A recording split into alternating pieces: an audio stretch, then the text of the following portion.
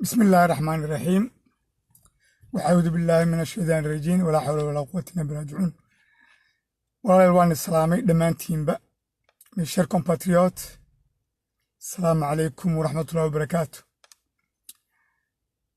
Je viens vers vous aujourd'hui pour lancer un message très important, très important. Tout d'abord, je voulais vous dire simplement, c'est que je suis de retour de mon long voyage hier soir. Je viens de rentrer à Londres hier soir. Alhamdulillah Rabbil Alamin. Tout s'est bien passé. Tout s'est bien passé. Et très bientôt, Inch'Allah, vous allez avoir des nouvelles sur ce voyage.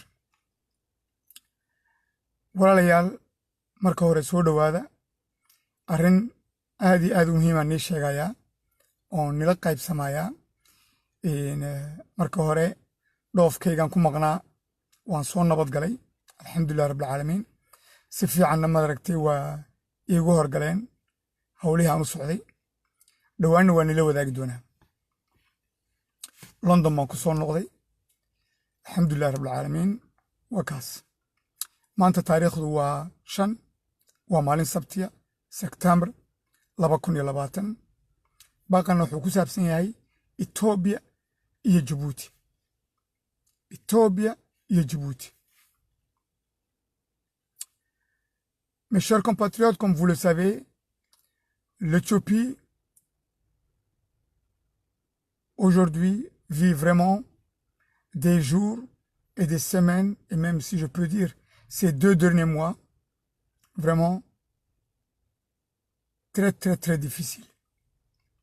Comme vous le savez, la politique éthiopienne est aujourd'hui un désastre total. Complètement, mais vraiment un désastre total. Et le danger d'une guerre civile, le danger à ce que l'Éthiopie explose de l'intérieur, aujourd'hui, c'est la première fois de son histoire. C'est la première fois de son histoire. Le nombre de guerres que l'Éthiopie a menées avec la Somalie ou ailleurs n'était pas vraiment un danger. Même si on reprend un petit peu la guerre en 77 avec la Somalie de Siad Barre, c'est vrai que les militaires sont arrivés pratiquement à une centaine ou 150 km d'Addis Ababa, c'est vrai. Ils étaient même sur le rivage de Adama, Nazareth. Mais ça, c'était juste un problème entre l'Éthiopie et la Somalie. Mais aujourd'hui, c'est différent. C'est les Éthiopiens contre les Éthiopiens. C'est l'Éthiopie contre l'Éthiopie. Et ça, c'est plus dangereux. C'est plus dangereux parce que aujourd'hui, il y a un risque d'implosion, comme je vous l'ai dit, de l'intérieur de l'Éthiopie. Pourquoi? Tout simplement, c'est que on a un premier ministre qui s'appelle Abiy Ahmed, dont on sait sa biographie, qui était un ancien colonel de la sécurité militaire. Tout le monde sait que un gars qui était officier supérieur d'un régime africain dictatorial ne peut être que vraiment quelqu'un qui a du sang dans les mains. Et que ce monsieur, par-dessus le marché, au bout de 8 mois de pouvoir, il a été promu pour être nobelisé et il a reçu le prix Nobel de la paix. Mais vraiment, quelle contradiction! Un premier ministre qui a reçu le prix Nobel de la paix et qui massacre ses propres frères et sœurs, ses concitoyens de même ethnie, Oromo. C'est très grave. Alors, dans ce contexte-là, hier, le Premier ministre a convoqué d'urgence le Parlement fédéral éthiopien. Voilà. Et aujourd'hui, à l'heure, à la minute où je vous parle, depuis ce matin, il y a une confrontation de plusieurs partis au sein même du Parlement fédéral éthiopien. Tout simplement, Abiy veut aller en guerre contre le Tigray. Et il veut demander la permission au Parlement fédéral de lui octroyer tous les pouvoirs, de mener une guerre directe contre le Tigray. C'est un premier point. La deuxième demande, s'il n'a pas obtenu cela, à ce qu'il puisse éventuellement avoir un blanc-seing de bloquer le budget annuel 2020-2021 du Tigray. Ça veut dire que le Tigray n'aura plus un sou et il sera bloqué. Vu qu'en fin de compte, le Tigray sera pris à la gorge. Et ça, le peuple tigrayen et les responsables tigrayens ne vont jamais accepter. De deux choses l'une, le Tigray va venir en guerre contre le pouvoir central Addis Ababa Abiy, et ils ont les moyens de le faire, avec d'autres amis dont ils sont pratiquement sûrs de leur aide, ou bien ils vont faire jouer l'article 39 de la Constitution éthiopienne qui donne à toutes les régions éthiopiennes, chaque state fédéral, mais la sortie de l'Éthiopie qui est pratiquement créer un État personnel. Et cet État personnel sera la République fédérale du Tigray. Et ça, c'est pour l'Éthiopie, c'est impensable. Est-ce que le Tigray puisse utiliser l'article 39 de la Constitution éthiopienne? C'est un point. Et ça, c'est le danger. Abiy, est-ce qu'il va avoir l'autorisation d'aller en guerre contre le Tigray? C'est pas certain. Puisque déjà, d'or et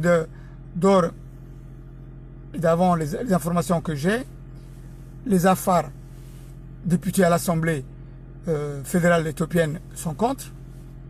Les Oromos, en grande partie, sont contre. Les Somaliens sont contre. Walaita, Beneshangul et toutes ces ethnies sont contre. Le seul qui soutiennent d'aller en guerre contre le Tigray, c'est les Amara, la région Amara, et une petite partie minime, minoritaire, Oromo, qui sont aux côtés de Abiy. Ce qui veut dire qu'en fin de compte, là actuellement où je vous parle, et les informations que je reçois depuis Addis Ababa, effectivement, c'est vraiment, on n'est pas venu vraiment avec les mains, mais c'est vraiment la cassure totale. Et de toutes les façons, qu'Abiy ait l'autorisation de couper le budget du Tigray, c'est la guerre avec le Tigray. Qu'on aille aller vers le Tigray faire la guerre, c'est encore une guerre dont Abiy est pratiquement perdant à 100%. Alors, qu'est-ce qui reste à Abiy? Il lui reste tout simplement sa démission ou de quitter le pays par tous les moyens. Parce qu'il sait que s'il reste en Éthiopie, sa vie sera en danger.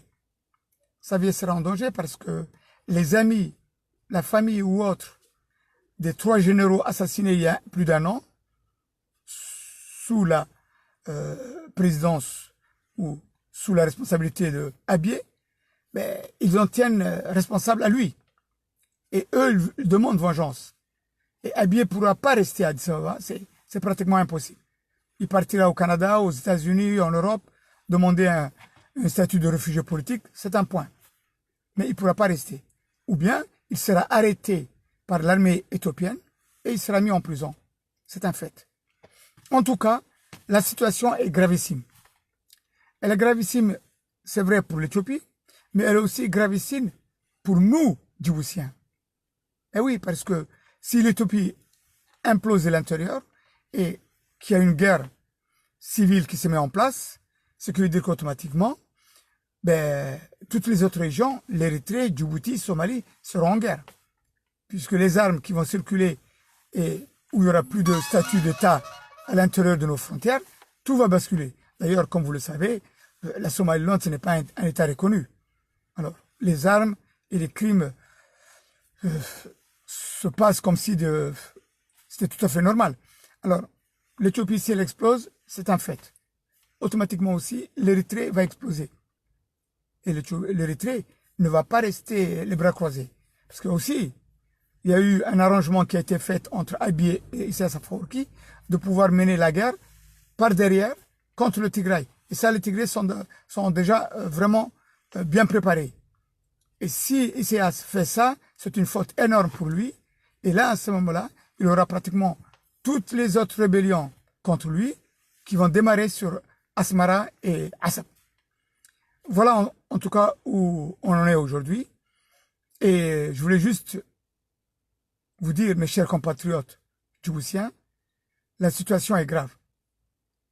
La situation est grave et elle risque d'être encore beaucoup plus grave au niveau de Djibouti.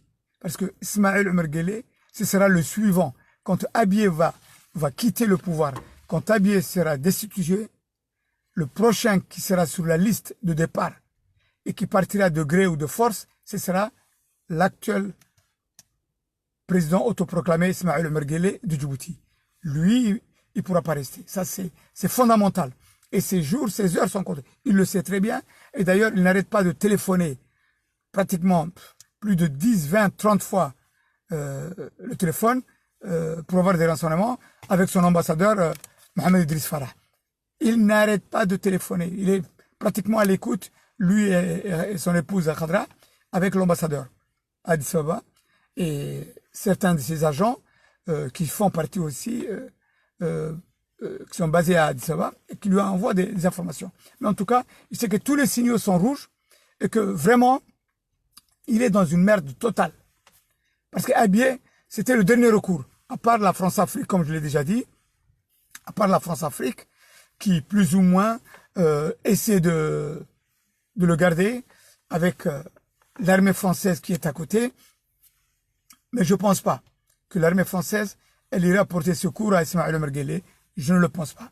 Parce que là, sur ce côté-là, je pense même que si la France joue cette carte, et cette dernière carte, malheureusement, ce sera la fin pour la France en Afrique de l'Est. C'est terminé.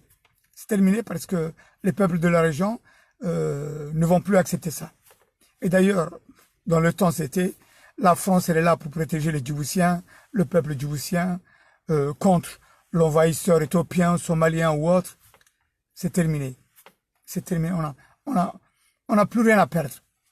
Que les Éthiopiens nous envahissent, que les Somaliens nous envahissent, ce que nous avons vécu en 43 ans, il n'y a pas plus misérable de ce qu'on a vécu. Avec toutes les génocides qui ont été faits devant pratiquement l'armée française basée à Djibouti. Alors, dans ce contexte-là, je ne pense pas, et je ne suis pas sûr pratiquement, que IOG aura recours à la France. Par contre, il y a une possibilité dont il ne faut pas négliger, c'est l'armée chinoise. Ah oui, l'armée chinoise n'a pas encore dit son dernier mot, elle n'a pas encore précisé si elle va soutenir ce régime criminel-là, quitte à perdre tous ses investissements en République de Djibouti, ou si elle va s'en laver les mains et rester tranquille dans son coin et attendre qu'il y ait un nouveau gouvernement pour une nouvelle république qui se mettra en place. Et ça, c'est le conseil que nous donnons à la Chine, de ne pouvoir pas s'immiscer et surtout ne pas prendre la défense d'Ismaël Merguele et ces criminels-là. Si la Chine prend cette position-là, je peux vous dire que la Chine ne pourra plus rester, non pas uniquement en Djibouti, mais en Éthiopie, en Afrique. Elle sera perdante sur toutes les cartes. Alors, la Chine, c'est un grand pays que nous respectons.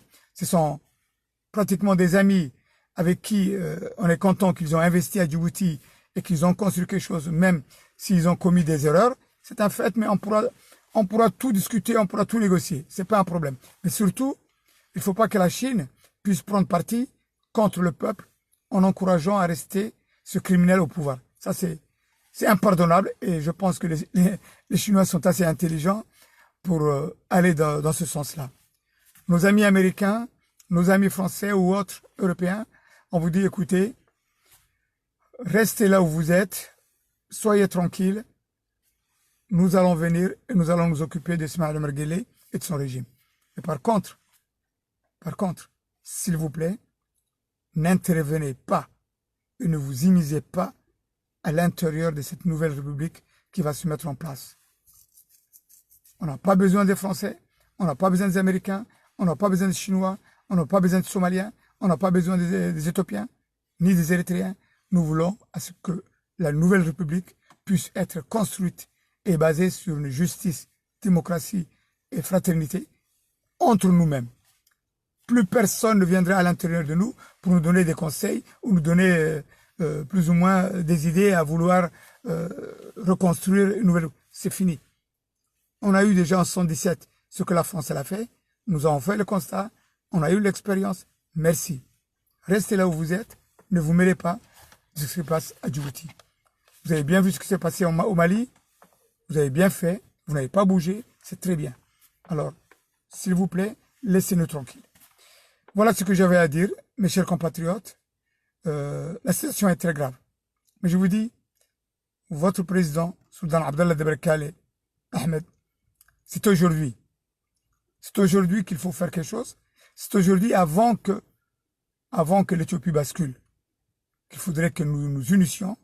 Parce qu'une fois que l'Éthiopie bascule, une fois que l'Éthiopie se met vraiment dans une guerre civile, ben, Sultan Abdallah de Berkane, votre président, ne pourra pas vraiment faire grand-chose. Je vous le dis, parce que comme du côté Afar, comme du côté Somalie, Issa, la situation est très très délicate. Alors, mon appel revient à vous tous. Unissez-vous, prenez-vous la main et défendez votre pays et votre peuple. Inch'Allah. Wa billahi tawfiq. Wassalamu alaikum wa rahmatullahi wa barakatuh. À très bientôt, Inch'Allah. Et soyez sur vos écoutes. Regardez ce qui se passe aujourd'hui. Les heures qui suivent, c'est vraiment très, très, très important pour Djibouti, l'Éthiopie, l'Érythrée et la Somalie. Très, très important. Wallah. Très, très important. Parce que les jours qui vont venir, normalement, le 9 septembre, d'ici 4 jours, d'ici dans 4 jours, le Tigray va faire une élection.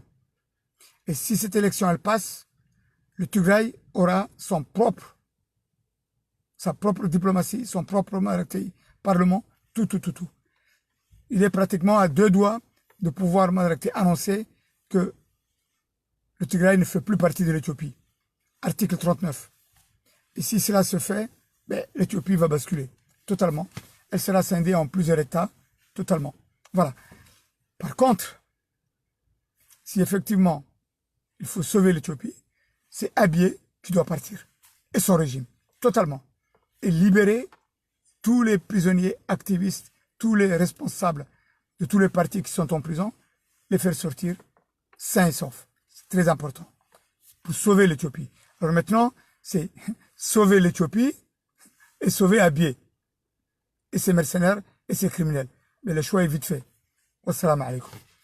هؤلاء الألوان السلامي سلامة مسلم كان يقول سلامي ما أنت تاريخ ذو 5 سبتمبر 2020 ولكن سلطان عبد الله دبركالي مدحونها مستقبل كجيبوتي dhoofkii ku maqnaa wuu ka soo galay xalay baan soo galay nabadii caano khayr baan ku soo galay walaal waxaan nii sheegay oo halkan soo fariisiyey oo si degdeg ah u soo galay oo kooban arrinta Ethiopia cirka maraysa xaalad adag bay ku jirtaa Ethiopia saacadan la hadlayo daqiiqadahan marka aan ku jiro saaka waxa ka furmay shir degdeg ah oo isku yeeray shalay toole ra'iisul wasaaraha Ethiopia Abiy Ahmed wuxuuna doonayaa laba qodob anoo soo koobay qodobka koowaad waa maxay inuu Tigray uu dagaal ku qaado uu fasax ka helo maartay baarlamaanka Ethiopia ee federaalka uu ugu garab galayraa ina saxiix taas waa koow talabaad hadduu taa waayo inuu weydiisto baarlamaanka maaragtay budgetkii maaragtay 2020 inuu ka gooyo gobolka Tigray macnaheedu inuu cunaqabateyn dhaqaale uu ku sameeyo taasuna waa qodob labaad oo isagana dagaal keenaya Tigray shalay bay kuna hadleen waxay yiraahdeen doorashada qof naga joojin kara ma jiro koow ninkii isku dayana dagaal baan ka naqaanaa dagaal yaan ka naqaanaa waana ku dagaaltamayna waana ku dhimanaa waana ku baabaa'inaa taas waa mid qodobka labaad hadduu Abiy maaragtay isku dayo maaragtay inuu cunaqabateyn nagu sameeyo uu budgetkayga maaragtay uu naga xidho ballan baan ku qaadnay yadana inaan dagaal ku qaadayno waa koow haddaan dagaal ku qaadayno inaan ku dhawaaqno qodobka 39aad ee dastuurka maaragtay Ethiopia dhigaya inay qolo walba madax bannaan ay dooran karto oo ina ka bixi karto dowladda Ethiopia taana xeerka maaragtay constitutionka Ethiopia ku yaala oo ku qoran yahay qodobka 39aad marka dhinac walba waxa weeyaan waa dagaal yaa ku foodle dowladdii maaragtay Abiy markaas muxuu u damiisanayn lahay muxuu isku casili lahay Ethiopia Djibouti qarke Djibouti astaghfirullah Ethiopia qarke u saaran tahay inuu burburiyo inuu baabi'iyo inay gubato marka Abiy iyo ragga la shaqeeya ee ku meegaarsan iyo Ethiopia oo dhan baa lagu burburinayaa sheekadu saamaha Abiy ka fudud inuu daaqada ka baxo inuu sidii Desalem inuu is casilo uu daaqada ka baxo hadduu daaqada ka baxana Abiy adsaba ma joogaya waa maya Abiy waa inuu baxsadaa uu Mareykan Canada Yurub meel kasta uu galaa uu weydiistaa maaragtay maangelisaased sababtoo ah saddexdii nin ee generaaladii labadii Tigreega kiya maxarada ee la dilay isagaa loo haystaa raggaa la dhashay raggii saaxiibka lahaa raggay ururka hayeen isagay ka sugayaan inay ka argoostaan marka Ethiopia ma joogi karayo maran dheereen mara dheerba maartay iyo markaanba way kharijinayaan hadii la qabtana dad xabsiga la geeyay xabsiga lagu dhaxdiyay marka Abiy waxba ma hadhin gabagabo ku jira marka xaaladda Ethiopia saacadan la hadlay baarlamaanka dagaala ka socda waa la haystaa waa la kala saftay Abiy yaa la jira gobolka Amxaarada oo kaliyaati iyo in yaro Oroma majority inta u badan maartay Oromadu waxay raacsan tahay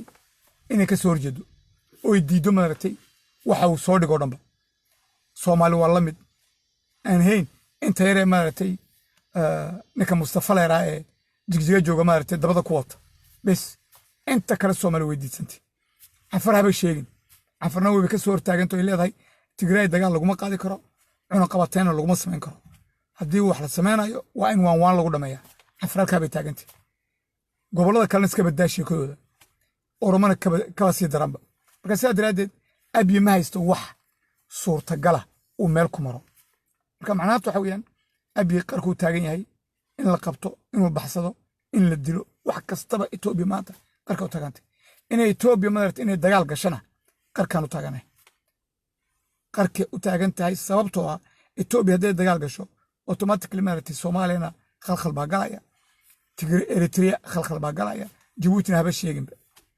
Tigrayna waa diyaar Tigray iyo xulufo ay wadato oo dabada isku qarinaya waa diyaar inay ku soo daadagaan Addis Ababa way isku diyaareen taa maaragtay 27 sanadood ka hor bay isku diyaariyeen oo wax walba meel dhigteen inay maanta ay diyaar u yihiin maaragtay inay 300 oo kun oo ciidan ah oo safka hore ku jira oo diyaar taa marka la soo dhaafo waxay diyaarin karaan 2-3 bilood gudahood 1 milyan oo qof oo qoriga qaata iyo Tigray ay diyaarin kartaa marka macnaheedu tigraay dagaalka lagu ordaayo iyo dagaalka lagu qaadayo ma sahalsana waa burburka Itoobiya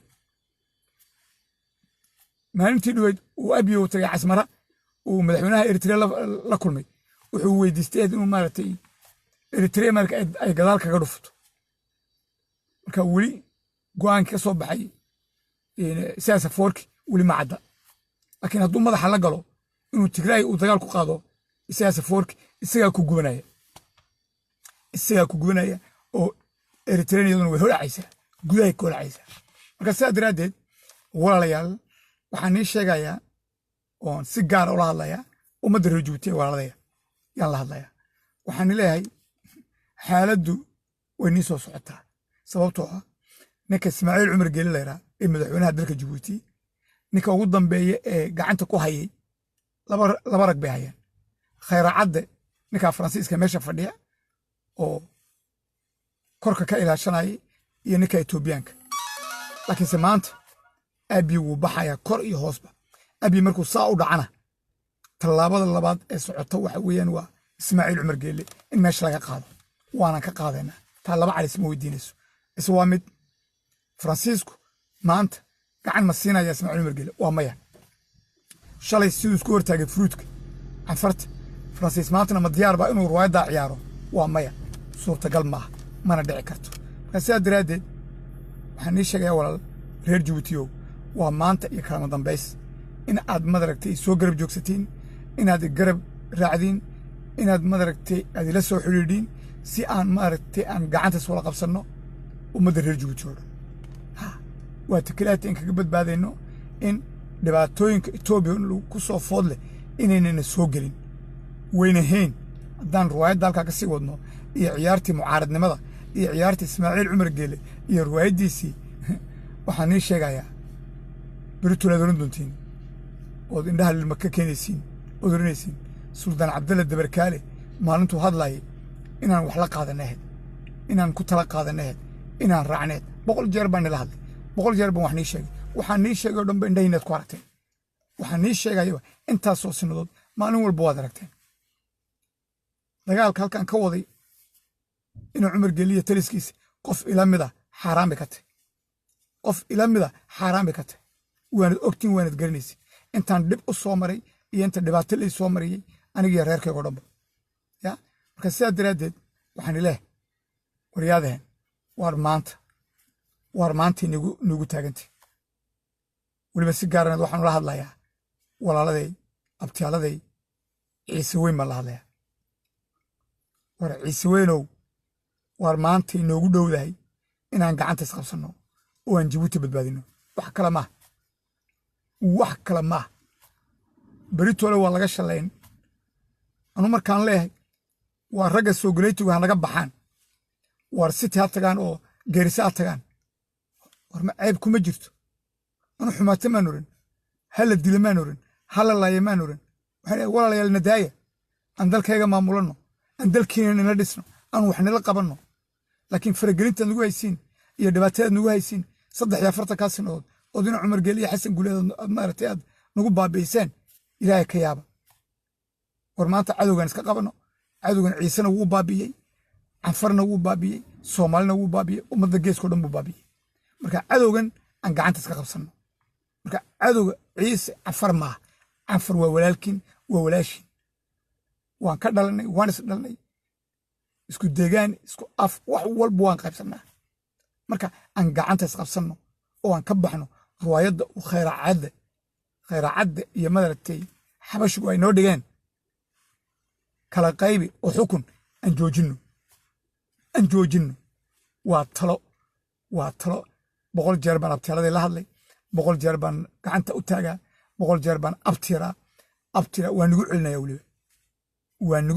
weliba sababtoo ah waan ogahay xaaladdu halkay marayso waan ogahay dhibaatada maaragtay inuu Cumar Geele uu nigeliyey midaad ka soo toosaysin maaha haddaad maaragtay dhegaysan haddaad garab joogsan haddaad gacan qaban waxaan leeyahay qof saa nila hadla wallahi inaad weligii helayn wallahi baad weligeena helayn sababtoo eega bal waxaa inta rag ciisoo dhan eega waxa runtan ii sheega maad aragteen waxa runtan nila hadla maad aragteen wax maad aragtay cadowga iyo halkaad godka uu nigeliyey niishiga may waad ogtiin waanad garanaysin laakiin wax seeda nila hadlay oo miiska nii soo dhiga oo habeen iyo maalinba nila hadla oo abti madaragtay khatar baad ku jirtiinoo baabaa baad ku jirtiinoo dhabar jebin baad ku jirtiine abti madaragtay aan isgacan qabsanno oo aan city dhisno oo aan maaragtay geeriso dhisno oo aan maaragtay aan somaliland maaragtay aan walaaladeen inta jaarkeen inta kaleba aan gacan qabanno annakuna aan isgacan qabanno war ma ceeb baa saas ceeb maa laakiin haddii la iska dhiga tiro oo riwaayadda madaragtay yaa la ciyaarsiiyo ilaanta madaragtay yaa la kufaayo waa la kufi laakiin lama soo noqonayo waa la kufi oo taas dad saa ku sii wadiin waa la kufi abti waa la kufi laakiin lama soo noqonayo taa igahay marka su-aasha waxa weeyaan jabuuti ma qaadi kartaa taas jabuuti waa qayar waa cali sabiix dakhil tajoora ubuq iyo jabuuti waa 5 hartaana kuma aqoonsan harta shaqo kuma leeyahay taas waa nooc cadda harta waa jabuuti marka wax ceeba ma laakiin waxa weeyaan abti jabuuti lama kala qaybin karo jabuuti lama kala qaybin karo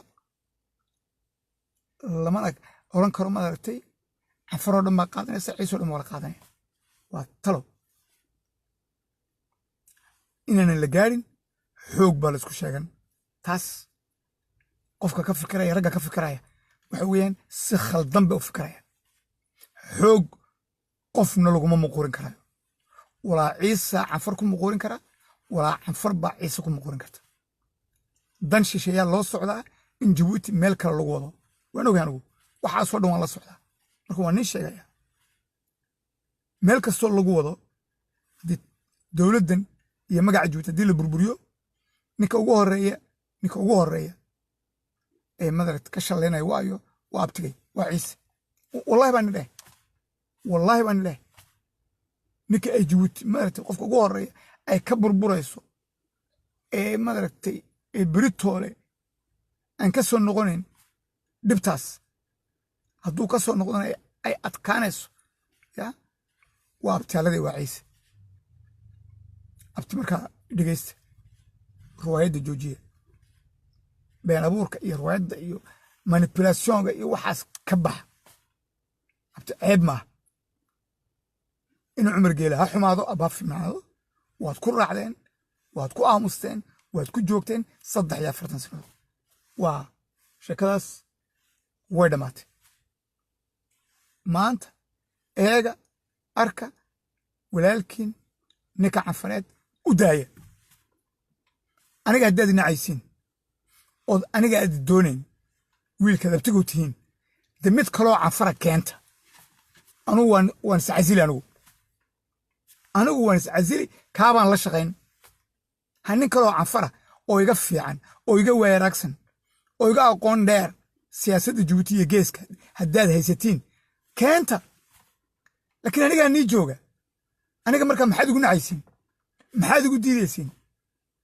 ma ereyga canfarta canfar xaq bay u leedahay wayna qaban doon iyo diid wayna qaban laakiin waxaa ka fiican intay xoog iyo dagaal isku la soo geli lahaa oo wiil iyo gabadh lagu waayi lahaa oo la burburin lahaa oo la baabiin lahaa oo canfar markaas ay meesha qaban maxay faa'iido helaysaa canfar markay meesha xoog ku qabsato oo ciise madaragtay ay baabiiso maxay faa'iido ku helaysaa oohin iyo baroorun marka sidaa daraaddeed 77 calanka markii la qaadanaya canfar markay muftaaxa kuu dhiibaysay abti waxay kugu dhibtay si walaalnimo iyo kalgacayl iyo aaminaad adiguna ii dhiib muftaax i garab joogso anigu intaa baan kusoo gabagabay waana midoo saacadahan joogay marka federationka madaragtay baarlamaanka Itoobiya aabiye wuxuu ciyaarayaa saacadihii ugu dambeeyay aabiye Itoobiya kuma qaadi karto dagaal Tigray waa baaba aabiye budgetka kama goyn karo Tigray waa baaba takiraati u furan waayo aabiye inuu caawa ku dhawaaqo oo iscasilo oo diyaaradda qaato intaan la qaban ama joogo karo Itoobiya ma taas markay dhacdo caawa laga bilaabana ya taas markay bilaado caawa laga bilaabana waxaad ogaatiin inuu cumar geelaa ku xigay toddobaadka dambe aniguna meesha waan soo fadhiisan insha allah markaad abti intayna taa gaadhin maantay noogu dhowdahay aan gacanta isqabsanno aan ka wala hadalno ummadda reer Jabuuti aan badbaadino ya gadabuursi isaaq cafar ciise carab dhammaanteen aan Jabuuti badbaadino marka ragga kule cafar madaxweyne ma noqonayso oo anaa mid kale ku soo bedilaya kani kale ku soo bedilaya kani kale aan keenaya attention khadka cas ha dhaafina waad isku dayaysiin laakiin wax soconaya ma wallahi baan igu dhaartay wax soconaya ma cafar afarta gees dhinac walba way ka xidhantay taas xaq baynu leedahay war xaggeed aragtay maaragtay ummad maaragtay 3 sannadood ku daba taaganoo maaragtay oo gacmaha maaragtay walaal kugu hees habeenii maalin waxaad ka soo qaaday oo u qaadatay oo maaragtay inay xawayaan yihiin soo maaha xawayaankaas maalin buu kacaya waa ninka arkaya oromo waxaad ku caayaysan waad garanaysaan reer Jabuutiyo ya waa caadhgoogi maanta waa kaasoo fartaa weyni soo taagaya caadhgoogi aad sheegayseen eed oromo ku yuusayseen eed ku caayayseen habeen iyo maalinba waa ninkaa arkaya yurub oo dhan adduunka oo dhan gacan miyaatay noqdeen oromo dalka gudihiisa gacan miyaatay noqdeen maanta laga bilaabo waxay go'aan ku gaadheen inay aadisaba aynu waxna soo gelin waxna ay ka bixin cunto raashin 4 beri kadib 6 beri kadibna waa sanad guriga Itoobiya kalendarka maalka Itoobiya aadisaba waxay cunto waxay ma jirayso intaasoo dhaqaalana way goysay oromo muslim iyo gaal oromo saabay isku yihiin waa caadhgoogi aad sheegayseen marka waa taqaantiin qofka sida loo caayo sida loo bahdiliyo cafartu waa gudaafadii iyo waa qolon iyo waa cangadhi iyo waa taqaantiin laakiin hadalladaas way baaba'een hayuusina walaalkiin hayuusina cafar qof la yuusa maaha qof la bahdila maaha qof madaragtay loo xoog sheegta maaha waa qof danaha iyo dalka iyo ummadda reer Jabuuti jecel waana nationalist number 1 weeyaan canfarow waa nationalist number 1 meesha uu joogo uu ku dhimanaya marka sidaa daraaddeed abti waxaa quruxsan inkoo ii ogolaada inaan madaxweynaha mustaqbalka soo socda ay rasmiga aad garab gashiin waa hadal ma jiro anigana qof ii kindhaama ma arkayaan runtii qof ii kindhaama oo aqoontaan nii leeyahay aan cafar u leeyahay iyo geeska ii kindhaama ma arkayaan anoo marka on tut modestii weliba aan isfahaninayn oona cirka isgeyn runtaan ka hadlayaa bal ii sheega waayo qofka ii sheega qofka aniga ila taariikha ee maskaxdan iyo weerarnimadan iyo cilmigaas intaas soo gaarsiiyey ii sheega iska daaya maaragtay PhD iyo doctoraan nahay iyo kanaan haysanaa iyo ka baxa sheekadaas war sheekadaa way dhammaatay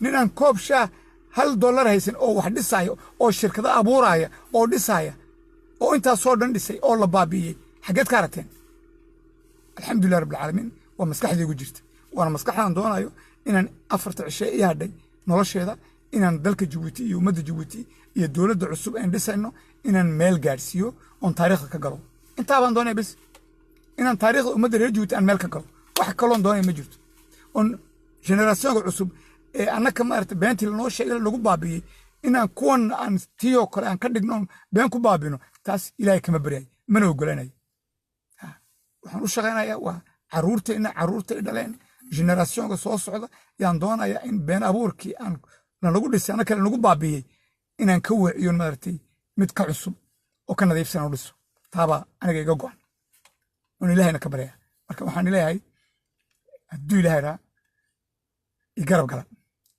Soule Youssouf, le président sera élu par le peuple djiboutien. Mais quel peuple djiboutien? Maxaad ka hadlaysaa? Peuple djiboutien gaad sheegaysa muxuu yahay? Bal abti maxaad ka hadlaysaa?